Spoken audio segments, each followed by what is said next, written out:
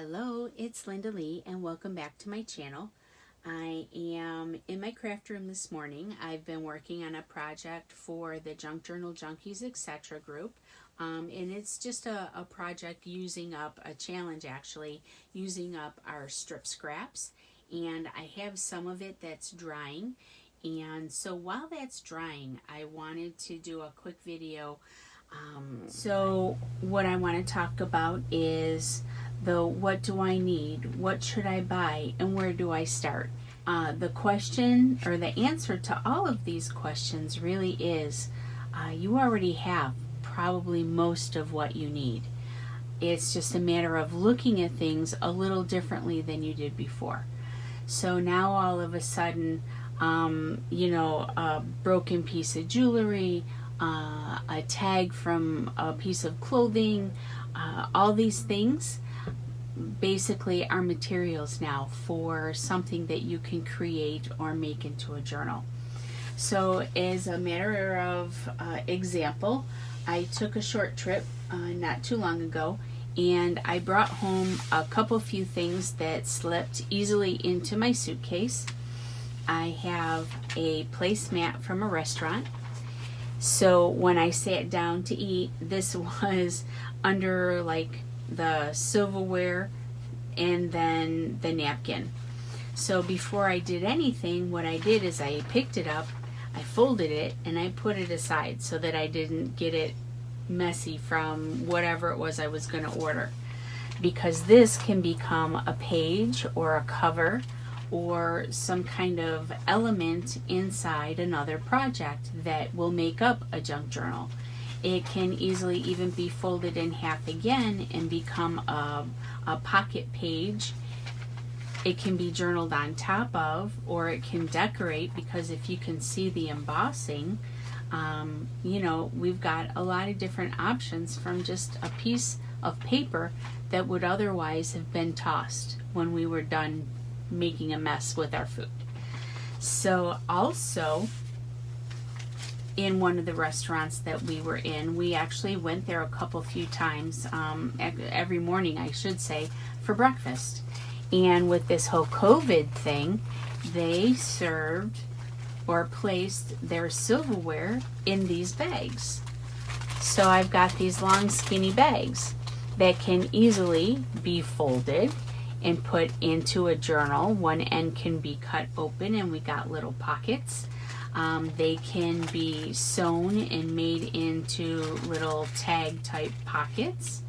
But there's, all kinds of possibilities that can be, explored with even just these little bags. And then while we were away, we were attending a wedding. And these were the boxes to the little cake pops. So at the end of the night, they had like a little dessert table, and they had these little refrigerated, individually packaged cake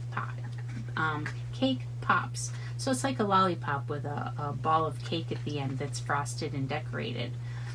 So this little box with this little film here could easily be taken and broken down, and we could make like a specimen tag with that, having a clear piece on both sides, mounting them on something that's cardstock. I have a piece of a file folder that was destined for garbage. I took it out of the garbage, cut off the part that was bent because this was used and had something written here. I just cut those pieces off. So this can be used to make a master board. It could be used to make a booklet of this full size. It can be used for all kinds of different things. But a file folder that was otherwise destined for trash. This here, I got this at work. It was wrapped around Seafold hand towels. So there was a whole bunch of towels that were inside of here. And when I pulled it off to stock, one of the baskets in our bathrooms, I folded it and I brought it home. But then again, it's just something that otherwise would have been trash, landfill, you know, something that would have been easily discarded, I can create with this, as well as a brown paper bag. Going to the grocery store, where we were grocery shopping, they don't use plastic anymore. So we didn't have our own sack or, you know, little thing to carry anything with. So we had to buy a paper bag. But this paper bag is really heavy. It's a lot sturdier and bulkier than bags that I remember. So I kept it. And again, this can be used for all kinds of things. Moving all this stuff aside is the paper that is normally underneath me. This is a piece. It's already been cut. But see, like this right here, I have a piece of paper that I normally use to cover the glass that's on my table. What I do is I tape it on 3 or 4 sides so that it kind of stays in place, but now there's not a glare from my overhead light and my surface is protected. So I don't throw these away either. I just got done finishing a little naked single signature journal using these papers almost exclusively inside the journal. And then here's another one that I had. This is avocado dye stuff, and this one is a larger piece that's already been cut down. So again, don't throw these things away, just keep them. I have this little bitty tag that was on, I don't remember even what it was that I bought, that was $6. But this little tag will become some kind of little piece of ephemera. I can distress it, I can coffee dye it. I took a button off an old sweater that I sent to the Goodwill. I have buttons that I've cut off of things that weren't Goodwill worthy. You know, they were just worn out because of things that you wear and you love. Save the buttons. So that will give you something as well. I have some random earrings. So these are single earrings. These can very easily come apart and become charms, or some kind of ornamentation on a snippet. Oh, and this is a piece of a silk arrangement that I don't even remember what it was, but you can see I've taken off these little bitty flowers off a lot of these, and I've used this to decorate with, and I just glue them, and then I can put a little bead or a little button or something right in the middle. See, they're just little bitty flowers. You can get inspiration from almost everywhere. I have off to the side of me a tropical smoothie. I love the shape and size of this box. I probably would never think to make a journal this shape, but you know what?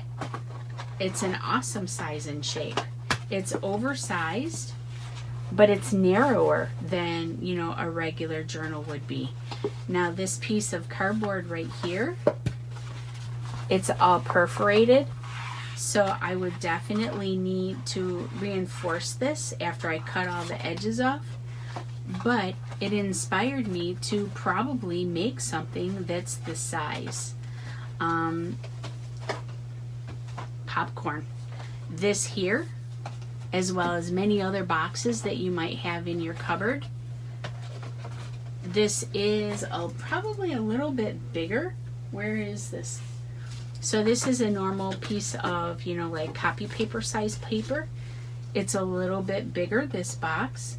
So if I wanted to use it with just regular 8.5 by 11 papers folded in half, I could trim this down a little bit, or I can leave it the slight oversized. That way my papers can vary in size a little bit, especially if I have something like a book that has oversized pages. So when I fold those in half, they would still fit in here just right.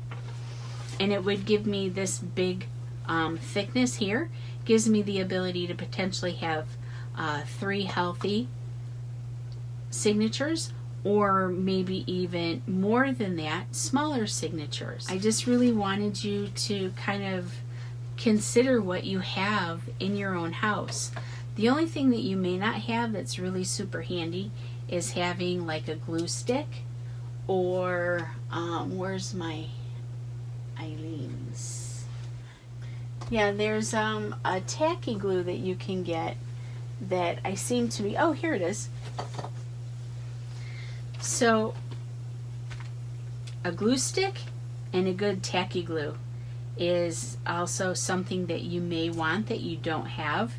And if and when you get into like fussy cutting, a smaller pair of scissors are easier to work with. Anyway, I just wanted to kind of say that to you, that you don't have to do a whole lot of shopping, spend a lot of money. If you have old books, you can gut your books. That'll give you a cover as well. If you didn't want to use something like this, if you wanted to use something firmer, you can just cut the inside out of a book and use this as your cover. This here is another little one. This was a little photo album that I pulled the binding piece out of that had all kinds of little plastic pages. This here would work just as well too. So options are everywhere. It's just, again, a matter of seeing things a little bit differently than what you might be used to. Greeting cards, don't throw away your greeting cards. You can either fussy cut them, make them into tags, or even use them as signature covers or even little journal covers if you're making smaller little travel journals. Options, again, are everywhere. You just have to kind of be a little more open-minded than you might have been before, because now you're using junk instead of throwing it away. So then the last thing that I want to show you, next to the Tropical Cafe, we have a Moe's. And when I was there, I got the tissue that protected my tray from my food, so I kept that. And also their napkins. This is something that I want to show you. Even Moe's gets it. You can make art out of anything. All you have to do is stay open-minded and kind of look at things in a different way. It's a little different than what you've done before you started this whole junk journal journey. Because it is a rabbit hole. And before you know it, you're going to collect a lot of stuff and have quite the stash, my friends. I have lost half of my craft room only because I have so much stuff. But it's my stuff and I love it all. And you're going to run into the same problem too, I'm telling you. So just enjoy the process and have a wonderful afternoon, and we'll see you in the next video. Bye-bye.